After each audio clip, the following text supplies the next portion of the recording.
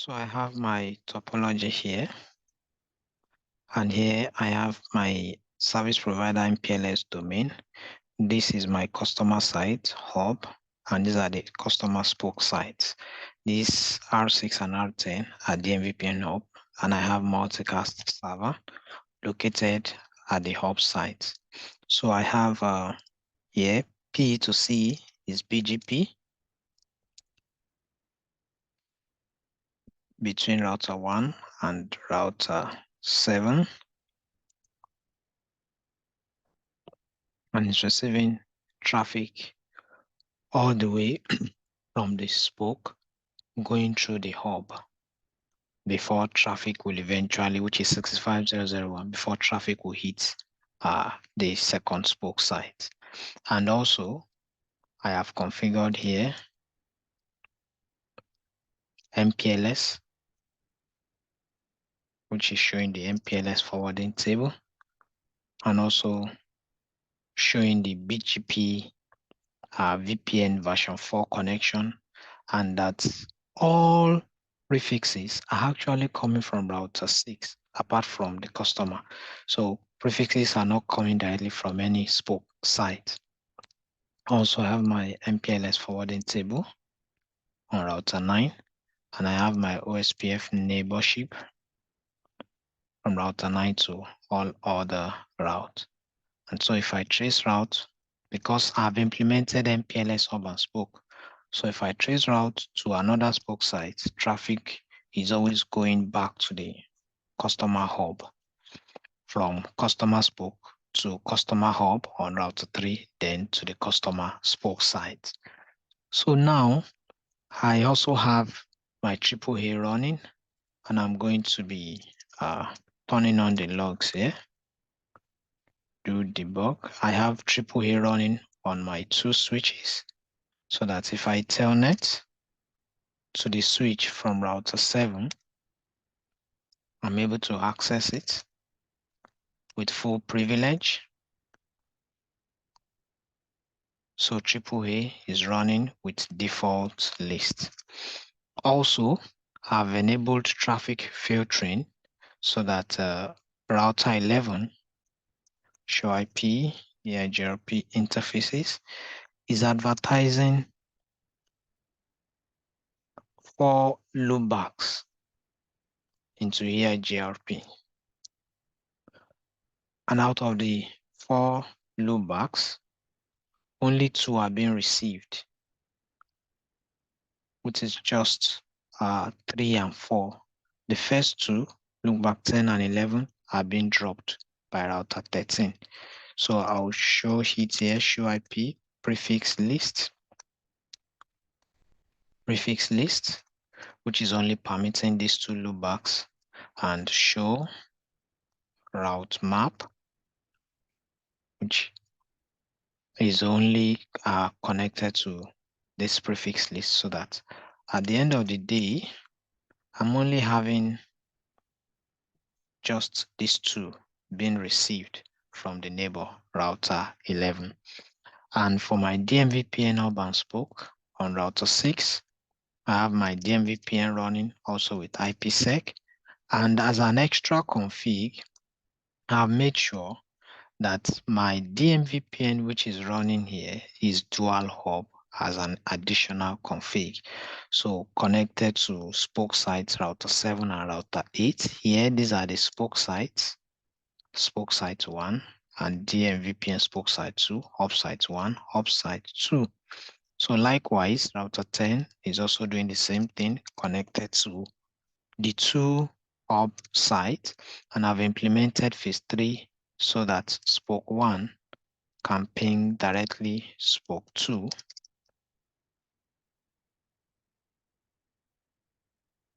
I've implemented the DMVPN phase 3. So if I ping 192.168.1.8, and if I trace route,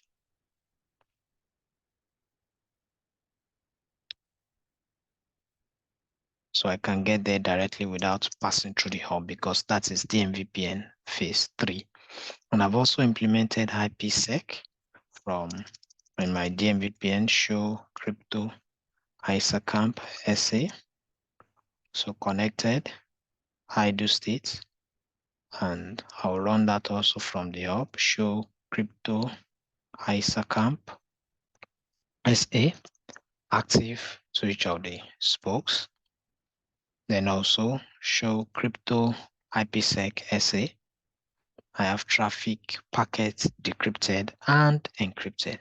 I've also set up DHCP snooping to filter unwanted DHCP offer packets. So what I'll do is show IP DHCP snooping,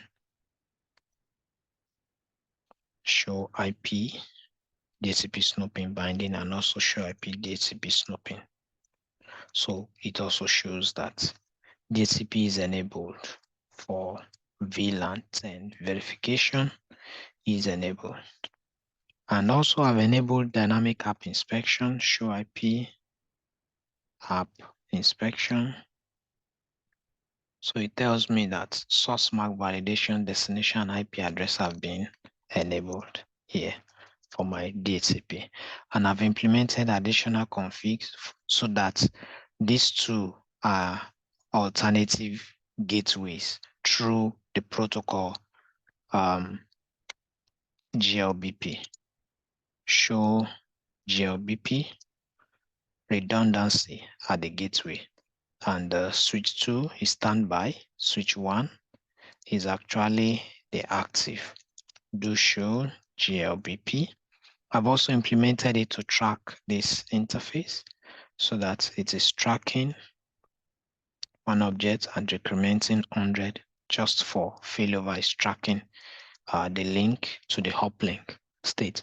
I've also implemented IPv6 redistribution on router 13 to IPv6 routing protocol, show IPv6 route here, so that on router 13, router 11 show IPv6 route. It's receiving external EIGRP route, and the router 13 is also receiving external E1 OSPF IPv6 route, and my here router 13 has redistribution configured on it. Include connected. So on my switches, I've also implemented port security on each of the switches. Switch 1 and switch 2 show port security running down on the two switches. And SSH has been configured on router 7 so that any login through the VTY line is only through SSH. Thank you. So I have my ticket here, which is a trouble ticket. So I have this ticket. Router 1 should be able to trace route to router 13's loopback 0 through these 8 ops. And the resolution restriction is that no new or additional route map or prefix list should be created. So this is router 1 here, AX65002, and this is router 13, AX65004. So I'm heading to my topology, trace route, and let me see the results here. So I can see the packet is dropping, and I'll go first to the destination router 13 and trace it backwards. Show IP interface brief. It's existing. Router 13 has this loop back here. Then router 12, I'll try to see if it's able to ping. I can see that I'm able to ping from router 12. I will do the same thing from router 2. I can ping also from router 2. So now this is on my ISP.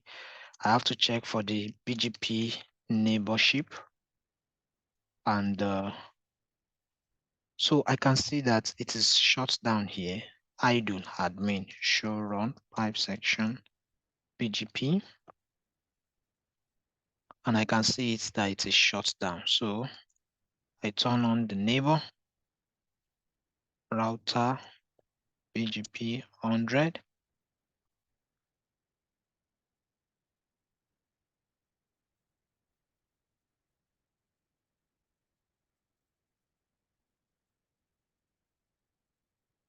So I'm bringing up the neighbor PBGP all summary again. So I can see it's still active. So now let me debug IP BGP incoming BGP packet and turn on my log and also turn on logs. Okay, so I can see something here. Let me turn off the logs. That's the TCP packet BGP has no MD5, meaning no password. No password from router 2, but there is password on this side. So I would head over to my router 2 and configure the password. First, I'll check, then configure the password.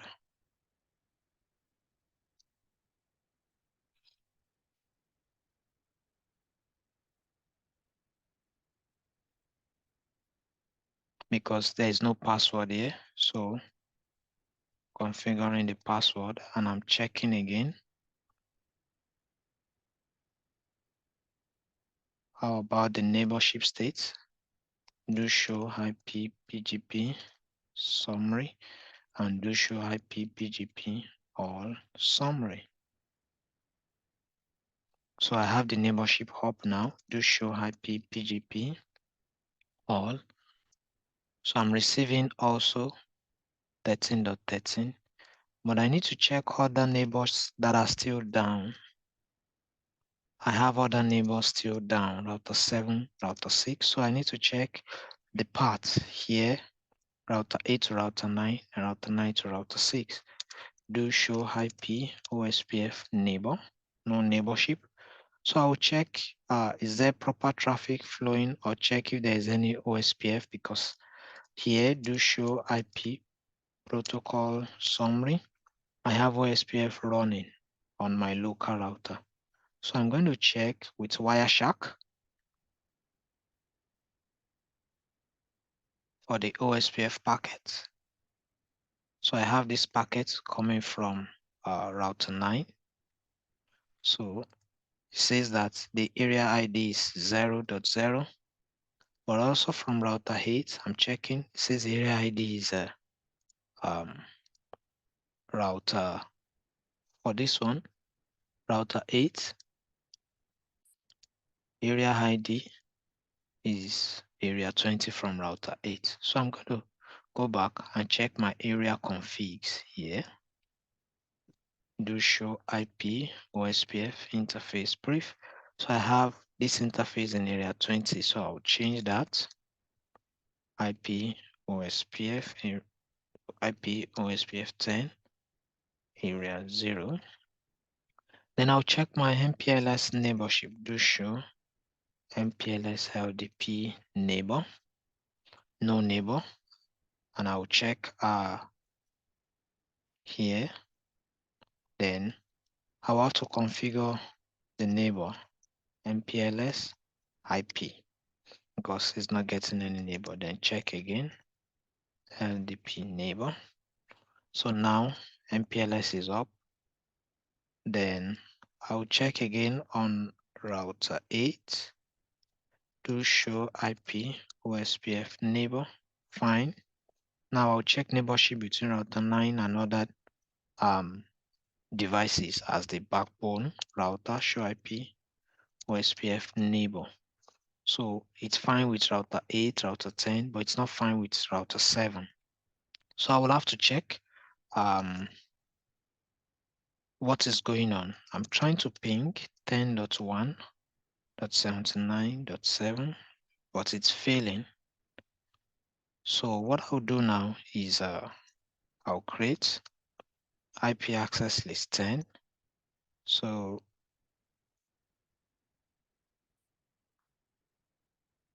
access list 10 to permit. this host 10.1.79.7 and do debug IP packet 10. And I'll turn on my logs to see what's going on. So I can see here, okay. So I can see here that access is denied. There's an access list. So what I'll do show IP access list.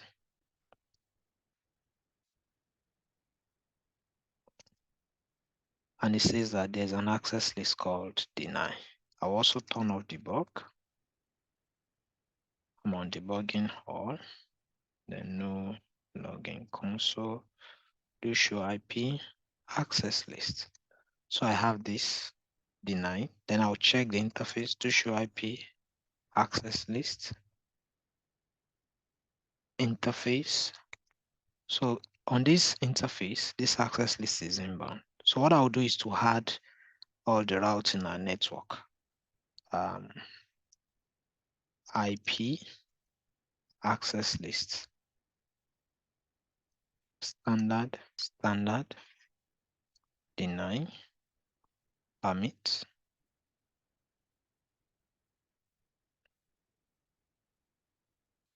I'm permitting all the traffic.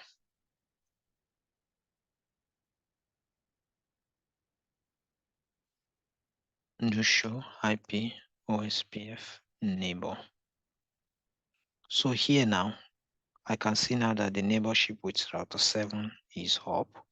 And probably on router 7 now, the BGP neighbors should also be up. So it's also receiving prefixes, and I'll confirm. Oh, so I've confirmed. It's able to receive prefixes from the hub, which has this route distinguisher, receiving 13, and it's also forwarding it to the spoke VRF. So I'm going to check now my spoke, show IP PGP. So I can see 13 is received on my spoke. Then I can trace route again, and this is successful. Thank you.